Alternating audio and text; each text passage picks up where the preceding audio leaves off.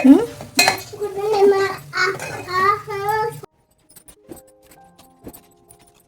Hello, నమస్తే అండి. అందరూ ఎలా ఉన్నారు? బాగున్నారా? మేమైతే చాలా బాగున్నామండి. ఈ వీడియో అయితే సాటర్డే మార్నింగ్ రొటీన్ అండి ఇది. సో మార్నింగ్ ఇలాగే ఉంటుంది, ఇల్లంతా క్లమ్జీగా. మా వారైతే ఆఫీస్కి వెళ్ళిపోయారు, నేనైతే ఫ్రెష్ అయిపోయి వచ్చేస్తాను.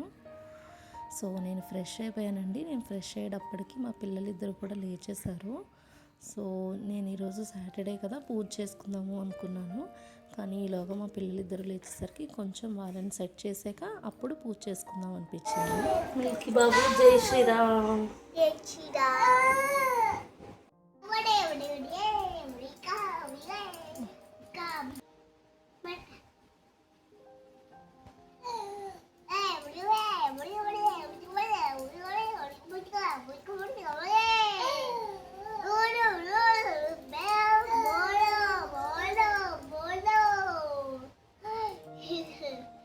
చూడండి అక్క తమ్ముడు ఎంత బాగా ఆడుకుంటున్నారో. ఈలోగా నేనైతే పక్క బట్టలన్నీ సర్దేసుకుంటాను. బెడ్షీట్స్ అన్నీ మడత పెట్టేసుకుని బెడ్ అంతా చక్కగా ఆర్గనైజ్ చేసుకుని మంచిగా బెడ్షీట్ వేసుకుంటే ఆ ఫీలింగ్ చాలా రిలాక్స్డ్గా అనిపిస్తుంది కదండి. నాకైతే చాలా ఇష్టము బెడ్ నీట్గా ఉంటే.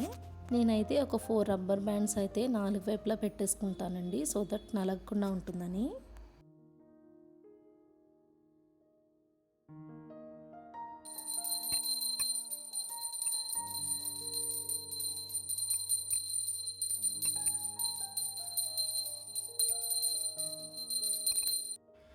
మనం చేసే ఒక 10 నిమిషాల సింపుల్ పూజ మన మనసుకి చాలా ప్రశాంతతనిస్తుంది కదండి.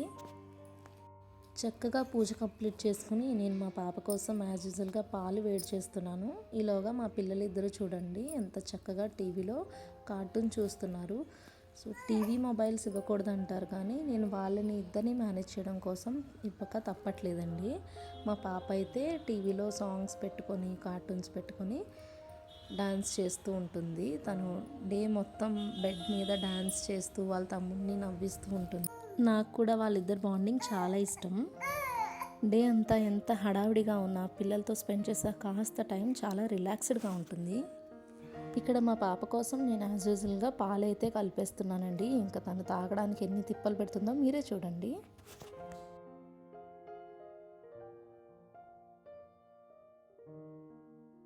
మార్నింగ్ మా హస్బెండ్ లేచి రెడీ అయ్యి ఆఫీస్కి వెళ్ళాక మా మెయిడ్ పనులన్నీ చేసి తను వెళ్ళిపోయాక కాస్త రిలాక్స్ అవుదాం అనిపిస్తుంది. కానీ ఈలోగా పిల్లలు లేచేస్తారు. సో ఇంకా ఇప్పుడు మా పాపకి పాలు తాగిపించడం అనేది నేను వర్కౌట్ చేసినట్టే అని చెప్పచ్చు. అసలు తనతో తిరుగుతూ పరిగెడుతూ నడుస్తూనే ఉండాలి. సో స్పెషల్గా వర్కౌట్స్ చేయాల్సిన అవసరమే లేదేమో మామీస్ అని అనిపిస్తూ ఉంటుంది. కానీ వన్స్ వాళ్ళు కనుక గ్లాస్ ఫినిష్ చేశారంటే ఆ సాటిస్ఫాక్షన్ నిజంగా చాలా బాగుంటుందండి.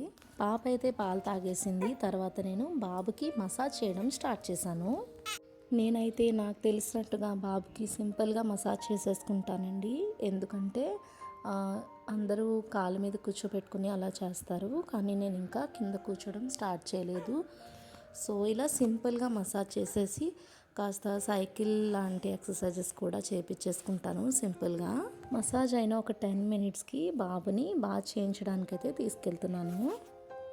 బాబు బాత్ అయితే కంప్లీట్ అయిపోయిందండి. సో బాబుని రెడీ చేసేసుకుని నెక్స్ట్ నా పనులన్నీ నేను చేసుకోవాలి. ఇంకా మా పాపకు కూడా నేను రెడీ చేయలేదు.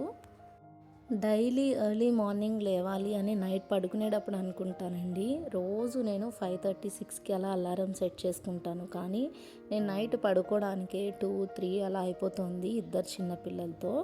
సో దట్ చాలా లేట్ అయిపోతుందండి.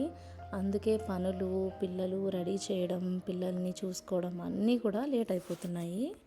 అమ్మయ్య, బాబుని రెడీ చేసి పడుకోబెట్టేస్తే నాకు 50% పనులు అయిపోయినట్టే అనిపిస్తుందండి. ఈరోజైతే గోరుచిక్కుడుకాయలు కర్రీ చేద్దామని ఆల్రెడీ నిన్నే చెప్పాను కదండి. అవి తీసుకుని పక్కన పెట్టుకుని ప్యారలల్గా రైస్ కూడా కడిగి పెట్టేశాను. అండ్ ఇది సమ్మర్ కాబట్టి మా వారు డైలీ రాగానే కూలింగ్ వాటర్ అడుగుతున్నారు. సో బాటిల్స్ అయితే ఫిల్ చేసేసి నేను ఫ్రిడ్జ్లో పెట్టేస్తున్నాను.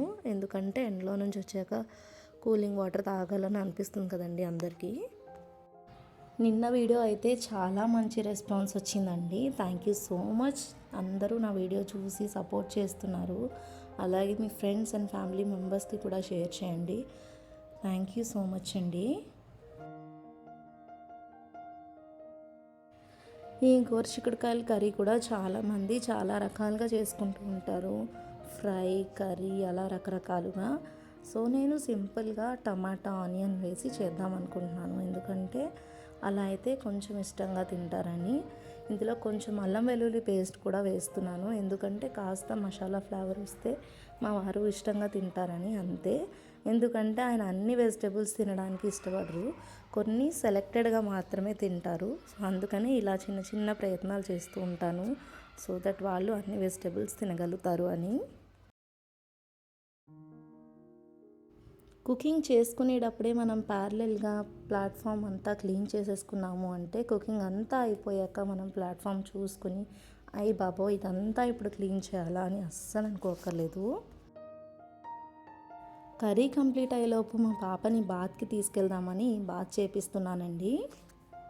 సో తను కూడా రెడీ అయిపోయిందంటే కనుక ఆల్మోస్ట్ ఆల్ నా వర్క్స్ అన్నీ కంప్లీట్ అయిపోయినట్టే. సో మా పాపని ఇలా రెడీ చేశాను ఈరోజు.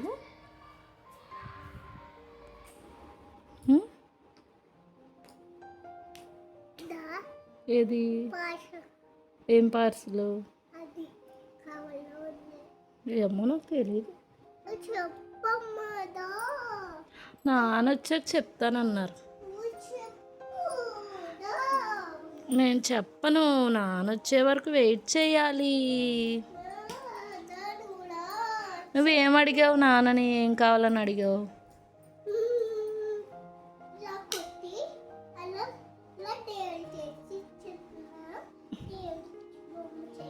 ఇంకా ఏం అడిగావు?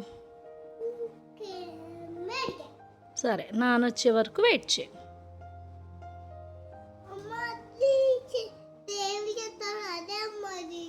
కాదమ్మా. ఆల్మోస్ట్ ఆల్ కర్రీ కూడా కంప్లీట్ అయిపోయిందండి. ఇంకా హాల్లో చాలా బట్టలు ఉన్నాయి, అవన్నీ కూడా మడత పెట్టేసుకోవాలి.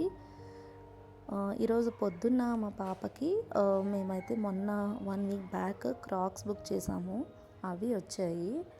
వాళ్ళ నాన్న ఇస్తే తను హ్యాపీగా ఫీల్ అవుతుందని చెప్పి నేను సర్ప్రైజ్ అని చెప్పాను అంతే. తను అది ఏంటమ్మా అది పార్సల్ వచ్చింది ఏంటి అని అడుగుతోంది.